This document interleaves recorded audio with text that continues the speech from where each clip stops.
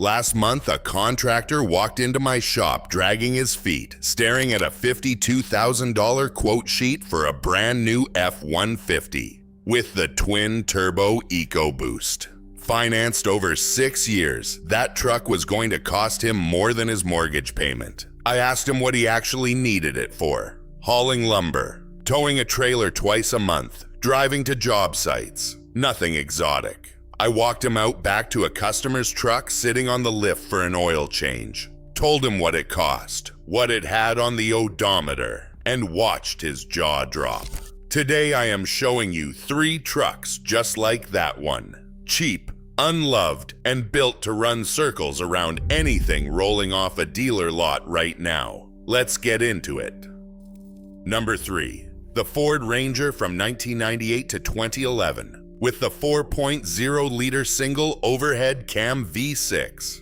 Nobody thinks about the Ranger anymore. Ford killed it off in the States in 2011, brought it back years later as a bloated mid-sized truck, and in the process buried the reputation of the compact original in everyone's memory. That's a mistake, because the later Ranger, the one built from 1998 through the end of production, is one of the toughest small trucks Ford ever put a badge on. The 4.0-liter single overhead cam V6 made 207 horsepower and, more importantly, produced its torque low in the rev range, which is exactly what you want in a work truck that's constantly loaded down or towing a small trailer. It's paired most commonly with a 5-speed manual or a proven automatic, and neither one has a reputation for surprises. Here's the part most people don't know. Early versions of this engine, roughly 2001 to 2003, had a documented issue with the timing chain guides wearing prematurely, which could eventually lead to chain slap, or, in worse cases, chain failure. Ford quietly revised the guide material for later production years, and by 2004 the issue had largely disappeared. That single detail is why you should aim for a 2004 or newer Ranger with this engine. Once you're past that window, you're looking at a drivetrain that regularly clears 200,000 to 250,000 miles with nothing more than fluid changes, spark plugs, and the occasional water pump.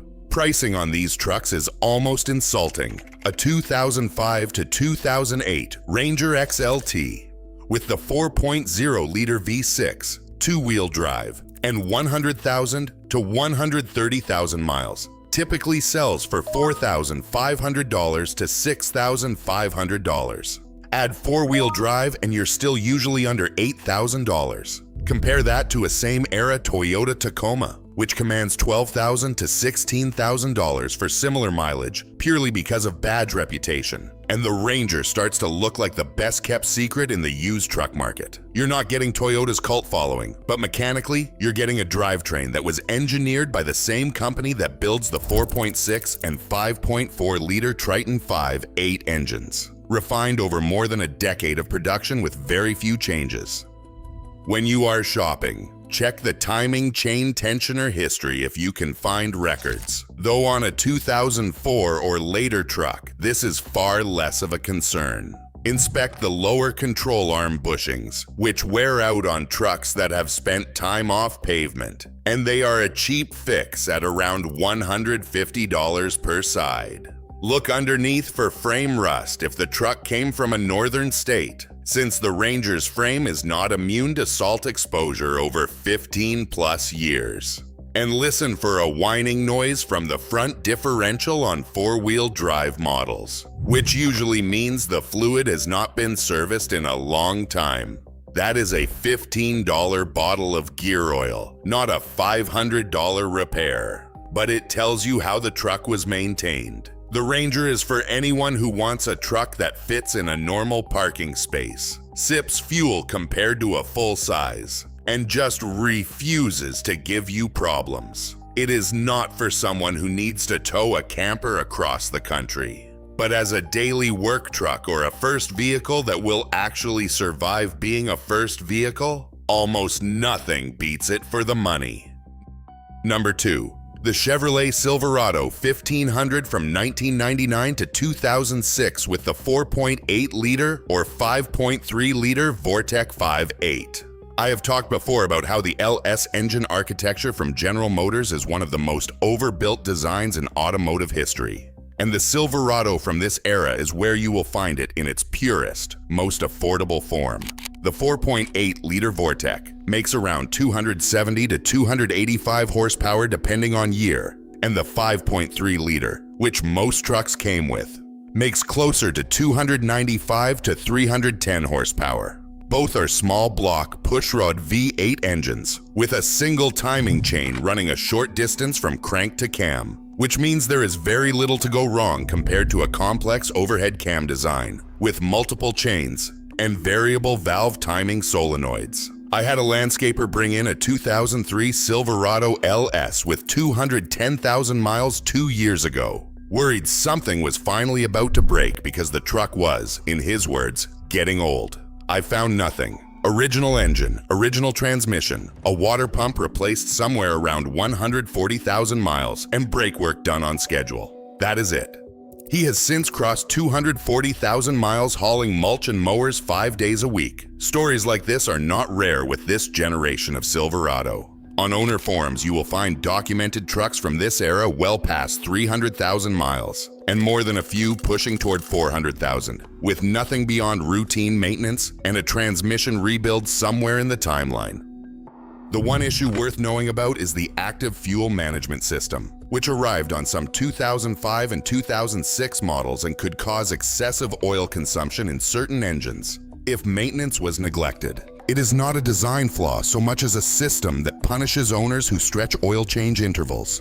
If you are shopping for a 2005 or 2006 model, ask whether the truck has active fuel management and check the oil level and condition carefully during inspection. Trucks from 1999 through most of 2004 do not have this system at all and sidestep the concern entirely. Pricing here is where the math gets almost comical. A 2002 to 2004 Silverado 1500 with the 5.3-liter V8, around 130,000 to 160,000 miles, typically runs $6,000 to $9,000 depending on trim and condition.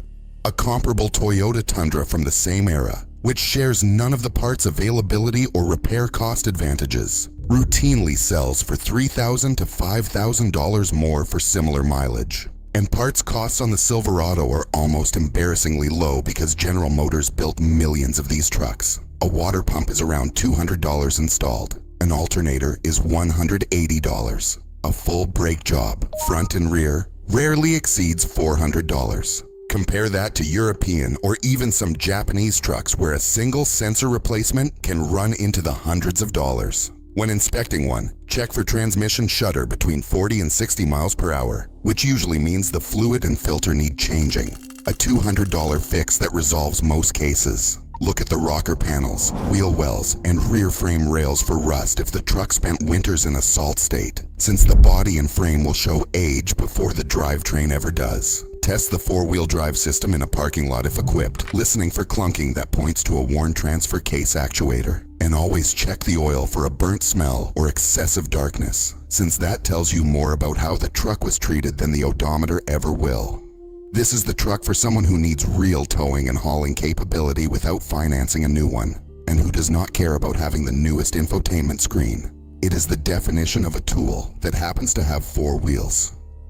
Number 1. The Nissan Frontier from 2005 to 2015 with the 4.0-liter VQ40DE V6.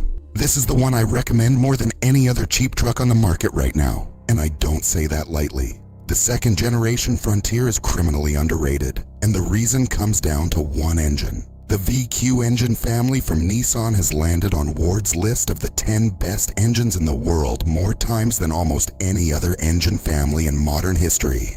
The 4.0-liter version in the Frontier makes 261 horsepower and 281 pound-feet of torque, is naturally aspirated with no turbo to eventually fail, and runs a timing chain designed to last the life of the engine rather than a belt that needs scheduled replacement. I serviced a 2007 Frontier last year that came in with 238,000 miles on the original engine and transmission. The owner was a landscaper who had bought it used with 90,000 miles already on it and simply kept driving. His total repair history beyond routine maintenance was a radiator and an alternator. That's a truck that's been worked hard for over 2 decades of combined ownership and has never once left someone stranded. And this isn't an isolated case. On Frontier owner forums, trucks with 250,000 to 300,000 miles on the original VQ40 are common enough that nobody even treats it as remarkable anymore. Here's what makes the pricing so absurd. A 2008 to 2011 Frontier Crew cab with 4-wheel drive and 100,000 to 130,000 miles typically sells for $8,000 to $11,000. A comparable Toyota Tacoma from the same era with similar mileage commands $16,000 to $20,000 for a truck that, mechanically, is not meaningfully more durable. You're paying an $8,000 to $10,000 premium purely for a badge and a fan base built around a truck that, engine for engine, isn't outperforming the Nissan sitting right next to it on the lot. There are a couple of things worth knowing before you buy one. Some early models in this generation had a recall related to the radiator, where internal transmission cooler lines could develop a leak and contaminate the transmission fluid. Confirm this recall was addressed, since it is a free fix at any Nissan dealer regardless of the truck's age or mileage. Also, check the timing chain tensioner on higher mileage examples, since a worn tensioner can produce a rattling noise on cold start that goes away once oil pressure builds. It is not an emergency, but it is worth budgeting a few $100s for if you hear it, since ignoring it long enough can eventually lead to chain wear.